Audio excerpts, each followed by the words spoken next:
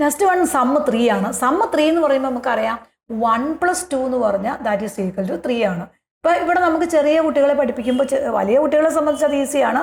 ചെറിയ ക്ലാസ്സിലെ കുട്ടികളെ പഠിപ്പിക്കുമ്പോൾ നമ്മൾ 2ന് പകരം 2 വര ഇടുക, അതിൻ്റെ കൂടെ പ്ലസ് 1 വരയോടെ ഇടുക. അങ്ങനെ നമുക്ക് അതിനകത്ത് എണ്ണാൻ പഠിപ്പിച്ച് നമുക്ക് അതിനകത്ത് സം എഴുതാൻ പറ്റും. ഇനി നമുക്കറിയാം 3 + 0 എന്ന് പറഞ്ഞാലും ദാറ്റ് ഈസ് ഈക്വൽ ടു 3 വരും. അപ്പം ഈ 2 നമ്പറുകൾ കൂട്ടുമ്പോൾ മാത്രമേ നമുക്ക് 3 കിട്ടുന്നുള്ളൂ.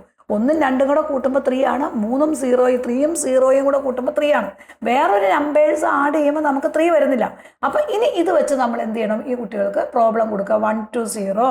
അപ്പോൾ ഇവിടെ 3 ആഡ് ചെയ്യാൻ നേരത്തെ 3, ഇവിടെ 1, ഇവിടെ 2. അപ്പോൾ നോക്കുക, 0 + 3 ദാറ്റ് ഈസ് ഈക്വൽ ടു 3 ആണ്. 2 + 1 ദാറ്റ് ഈസ് ഈക്വൽ ടു 3 ആണ്. 1 + 2 എന്ന് പറഞ്ഞാലും 2 + 1ഉം 3 ആണെന്ന് കുട്ടികളെ പഠിപ്പിക്കണം. ആദ്യം തന്നെ നമ്മൾ സം ചെയ്യാൻ തന്നെ നേരത്തെ ആദ്യമേ പഠിപ്പിക്കേണ്ട ഒരു കാര്യമാണത്.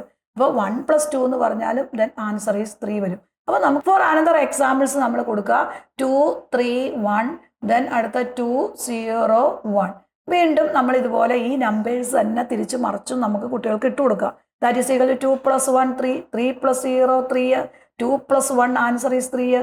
അപ്പം ഇതുപോലത്തെ ഓരോ നമ്പേഴ്സും നമ്മൾ എക്സാമ്പിൾസ് ആയിട്ട് ഒരു 10 ക്വസ്റ്റ്യനോളം തിരിച്ച് മറിച്ച് ഇട്ട് കൊടുക്കുക. അപ്പോൾ നമുക്ക് എന്താണ്, കുട്ടികൾക്ക് 2 1 കൂടെ കൂട്ടുമ്പോൾ 3 ആണെന്നും 3ൻ്റെ കൂടെ 0 കൂട്ടിയാൽ ആൻസർ 3 ആണെന്നുമുള്ള ഒരു കോൺസെപ്റ്റും ആ നമ്പറുകൾ കൂട്ടാനും ഏത് നമ്പറിൻ്റെ കൂടെ വന്നാലും ഈസി ആയിട്ട് ചെയ്യാൻ പറ്റും.